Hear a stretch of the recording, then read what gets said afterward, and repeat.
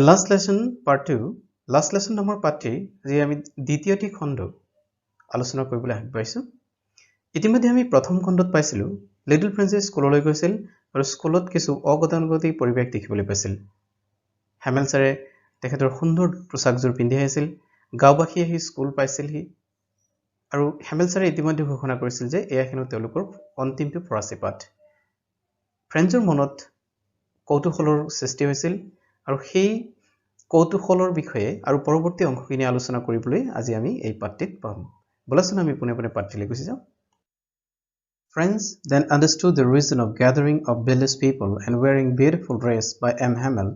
It was for thanking Master for his 40 years of service and respecting their country. Friends তেতিয়া বুজি পাইছিল গাঁওবাসী কিয় স্কুললৈ আহিছিল গাঁওবাসী স্কুললৈ অহাৰ দুটা কাৰণ আছিল এটা আছিল এম হেমেল ছাৰে 40 বছৰ এই গাঁৱত বিদ্যালয়খনত সেৱা আগবঢ়াইছিল এই সেৱা আগবঢ়োৱাৰ বাবে তেখেতক ধন্যবাদ জনাবৰ বাবে আনটো হৈছে নিজৰ দেশৰ প্ৰতি সন্মান জনাই একগোট হৈছিল While I was thinking of all this, I heard my name called. It was my turn to recite. What would I not have given to be able to say that dreadful rule for the participle all through very loud and clear and without one mistake. But I got mixed up on the first words and stood there holding onto my desk, my heart beating and not daring to look up. এইখিনি কথা ভাবি থাকোতে ফ্ৰেন্সে নিজৰ নাম মাতিবলৈ নিজৰ নামটো শুনিবলৈ পালে মানে ফ্ৰেন্সৰ তেতিয়া ৰিচাইট কৰাৰ পাল পৰিল ফ্ৰেন্সে তেতিয়া ভাবিছিল মই কিয় ধুনিয়াকৈ ক্লিয়াৰলি কিয় ক'ব নোৱাৰিম ভাবি যেতিয়া থিয় হৈছিল তেওঁ বেঞ্চত ধৰি কেৱল ৰৈ থাকিব লগা হৈছিল এটা শব্দ উচ্চাৰণ কৰিব পৰা নাছিল I heard M. Hamel say to me, I won't scold you, little friends. You must feel bad enough. See how it is. Every day we have said to ourselves, but I have plenty of time. I will learn it tomorrow. And now you see where we have come out. Oh, that's the great trouble with Alsace. She puts off learning till tomorrow. Now those fellows out there will have the right to say to you, how is it? You pretend to be Frenchmen, and yet you can neither speak nor write your own language. But you are not the worst, poor little friends. We have all a great deal to reproach ourselves with.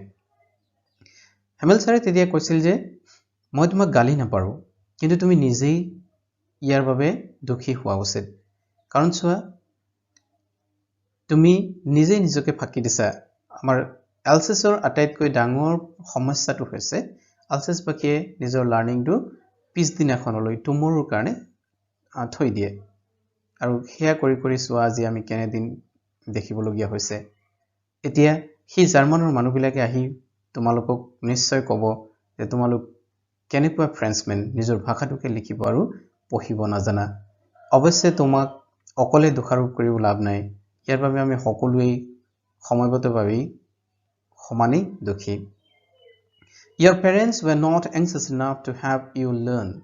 They preferred to put you to work on a farm or at the mills, so as to have a little more money.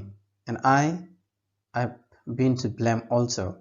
Have I not often sent you to water my flowers instead of learning your lessons? And when I wanted to go fishing, did I not just give you a holiday? Is it তুমি French ভাষা নজনাৰ কাৰণে কেৱল তুমি অকলেই দুখী নহয় আমিও যে দুখী সেই এম হেমেল ছাৰে এনেকৈ কৈছিল যে তাৰ বাবে পেৰেণ্টছ সকলো দুখী আৰু হেমেল ছাৰ নিজেও দুখী বুলি কৈছিল পেৰেণ্টছ দুখী এইভাৱেই কাৰণ তেওঁলোকে ষ্টুডেণ্টক বা তেওঁলোকৰ নিজৰ সন্তানক স্কুললৈ নপঠিয়াই কেতিয়াবা ফাৰ্মত বা মিলত কাম কৰিবলৈ পঠাইছিল দুপইচা ইনকাম কৰিবৰ বাবে নাইবা হেমেল ছাৰেও মাছ মাৰিবলৈ যোৱাৰ দিনাখন স্কুল ছুটি দি দিছিল নাইবা কেতিয়াবা পঢ়া শুনা নকৰাই বিদ্যালয়ৰ থকা সেই গাৰ্ডেনত বাগিচাত পানী দিয়াবলৈ ষ্টুডেণ্ট লগাইছিল Then from one thing to another, M. Hamel went on to talk of the French language, saying that it was the most beautiful language in the world, the clearest, the most logical that we must guard among us and never forget it. তেতিয়া হেমেল ছাৰে ইটো সিটো কথা পাতি শেষত কৈছিলে যে French হৈছে পৃথিৱীৰ আটাইতকৈ ধুনীয়া ভাষা। এইটো হৈছে আটাইতকৈ স্পষ্ট আৰু আটাইতকৈ যুক্তিপূৰ্ণ ভাষা। এই ভাষাক নিজৰ মাজত গাৰ্ড কৰি ৰখাটোৱে হৈছে সকলোৰে দায়িত্ব। Because when a people are enslaved, as long as they hold fast to their language, it is as if they had the key to their prison. Then he opened a grammar and read us our lessons. I was amazed to see how well I understood it. All he said seemed so easy. I think, too, that I had never listened so carefully, and that he had never explained everything with so much patience. It seemed as if the poor man wanted to give us all that he knew before going away, and to put it all into our heads at one stroke. হেমেল ছাৰে নিজৰ ভাষাটোক আটাইতকৈ ভাল ভাষা বুলি কৈছিল আৰু কৈছিল যে যেতিয়াই নিজৰ ভাষাটোক নিজৰ মাজত গাৰ্ড কৰি ৰাখিব পৰা যায়, সংৰক্ষণ কৰি ৰাখিব পৰা যায়, তেতিয়াই এই আনৰ কবলত থকা পৰাধীনতাৰ যি জেল আছে, প্ৰিজন আছে, পৰাধীনতাৰ সেই প্ৰিজনৰ পৰা ওলোৱা একমাত্ৰ চাবিকাঠিটোৱে হৈছে নিজৰ ভাষাটো। ইয়াৰ পিছত তেওঁলোকৰ গ্ৰামাৰৰ ক্লাছ আছিল আৰু সেইদিনাখন গ্ৰামাৰ ক্লাছ ইমানেই ভালকৈ ফ্ৰেঞ্চে বুজি পাইছিল যে আগত কেতিয়াও ইমান ধুনীয়াকৈ বুজিব পৰা নাছিল।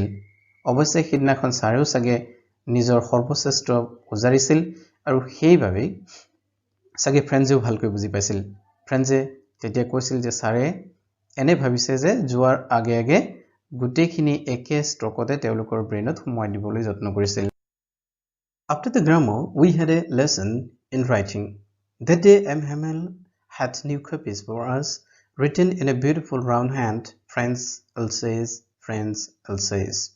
They looked like little flags floating everywhere in the schoolroom, hung from the road at the top of our desk. You ought to have seen how every one set to work and how quiet it was. The only sound was the scratching of the pens over the paper. Once some beetles flew in, but nobody paid any attention to them, not even the littlest ones, who worked right on the trussing their fish hooks, as if that was French too. On the roof, the pigeons cawed very low, and I thought to myself, will they make them sing in German, even the pigeons? Grammar classৰ শেষত ৰাইটিঙৰ class আছিল। হেমেল ছাৰে good good আখৰেৰে কিছুমান কাগজৰ টুকুৰাত French আলচেছ বুলি লিখি আনিছিল, যিবিলাক কাঠিৰে বেঞ্চত লগাই দিয়াৰ পিছত সৰু সৰু পতাকা যেন দেখা গৈছিল। ক্লাছটোত সকলোৱে ইমানেই মনোযোগ দি আছিল যে ক্লাছৰ ভিতৰত সোমাই অহা গোবৰুৱাটোলৈ কোনেও মন কৰা নাছিল। আনকি সৰু সৰু শিশুসকলেও তাক গুৰুত্ব দিয়া নাছিল। শিশুসকল ইমানেই বেছি মনোযোগ দিছিল যে বৰশীটোকেও তেওঁলোকে ফ্ৰেঞ্চ লেটাৰ বুলি ভাবি আছিল। তেতিয়া লিটল ফ্ৰেঞ্চে ভাবিছিল যে ঘৰৰ চালত ৰুন্দি থকা পাৰ চৰাইকেইটাও কাইলৈৰ পৰা ইয়াত জাৰ্মান ভাষাতে ৰুন্দিব লাগিব নেকি? Whenever I looked up from my writing, I saw Hamel sitting motionless in his chair and gazing first at one thing, then at another, as if he wanted to fix in his mind just how everything looked in that little schoolroom. Fancy, for 40 years he had been there in the same place with his garden outside the window and his class in front of him, just like that. Only the desks and benches had been worn smooth. The walnut trees in the garden were taller, and the oven that he had planted himself twined over the windows to the roof. How it must have broken his heart to leave it all, poor man, to hear his sister moving about in the room above, packing their trunks, for they must leave the country next day. ফ্ৰেঞ্চে যেতিয়া লিখা শেষ কৰি ওপৰলৈ মূৰ দাঙি চাইছিল, তেতিয়া দেখিছিল হেমেল ছাৰে নিজৰ বিদ্যালয়ৰ প্ৰতিটো বস্তু ভালকৈ চাই আছিল। হয়তো এয়া শেষবাৰৰ বাবে ভালকৈ চাই লৈছিল। তেখেতে দেখিছিল যে বেঞ্চবিলাক কেৱল স্মুথ হৈছে আৰু বাকী বস্তুখিনি একেই আছে। ৱালনাট ট্ৰী যিজোপা হেমেল ছাৰে ৰুইছিল ডাঙৰ হৈছিল সৌবাইন লতাবিলাকো খিৰিকীৰ ওপৰেদি গৈ চাল পাইছিলগৈ এনে পৰিস্থিতিত ফ্ৰেঞ্চৰ মনটো খুব বেছি বেয়া লাগিছিল কাৰণ তেতিয়া হেমেল ছাৰৰ ভনীয়েকে ওপৰত কাপোৰ কানি পেক কৰি থকাৰ শব্দ শুনিবলৈ পোৱা গৈছিল কাৰণ তেওঁলোক যে পিছদিনাখন তাৰ পৰা গুচি যাবগে লাগিব But he had the courage to hear every lesson to the very last. After the writing, we had a lesson in history. And then the babies, after the writing, the babies chanted their ba, baby, bo, bo. Down there at the back of the room, old Hausa had put on his spectacles and holding his primer in both hands spelled the letters with them. You could see that he too was crying. His voice trembled with emotion and it was so funny to hear him that we all wanted to laugh and cry. How well I remember it, that last lesson. ফ্ৰেঞ্চৰ ইমান বেয়া লাগিছিল যদিও তথাপি ক্লাছটো শুনিবলৈ ধৈৰ্য আছিল শিশুসকলে তেতিয়া বা বে বি বো বু এইটো ফ্ৰেঞ্চৰ লেটাৰ যিবিলাক লেটাৰৰ লগত ভাৱেলখিনি লগাই দিয়া হৈছে এইটো এ ই আই অ ইউ বা বে বি বো বু ঠিক তেনেকৈ ভাৱেল যদি পিত লগাই দিয়া হয় তেতিয়াহ'লে পা পে পি পো পো এইখিনি উচ্চাৰণ কৰি আছিল আৰু ওল্ড হাউচাৰ আবেগত কান্দি কান্দি তেখেতেও উচ্চাৰণ কৰি আছিল আৰু যেটি দেখিবলৈ খুব অদ্ভুত লাগিছিল ফ্ৰেঞ্চে হাঁহি উঠিছিল এতিয়া হাঁহিবনে কান্দিব তেনে এক পৰিস্থিতি সৃষ্টি হৈছিল আৰু এনেকৈয়ে লিটল ফ্ৰেঞ্চৰ অন্তিমটো পাঠ অতি সুন্দৰকৈ মনত আছে All at once the church clock struck 12. Then the Angelus. At the same moment the trumpets of the procession returning from drill sounded under our windows. M. Hamel stood up very pale in his chair. I never saw him look so tall. সেই মুহূৰ্ততে গীৰ্জাঘৰত থকা ঘড়ীটোৱে 12 বজাৰ সংকেত দিছিল Angeles প্ৰাৰ্থনাৰ সময় হৈছিল আৰু প্ৰচেন সোলজাৰবিলাক ৰিটাৰ্নিঙৰ ঘূৰি অহাৰ ট্ৰাম্পেটো বাজিছিল এম হেমেল ছাৰে তেতিয়া চকীত থিয় হৈছিল আৰু তেখেতক যথেষ্ট ওখ দেখা গৈছিল My friends, he said, I, but something choked him, he could not go on.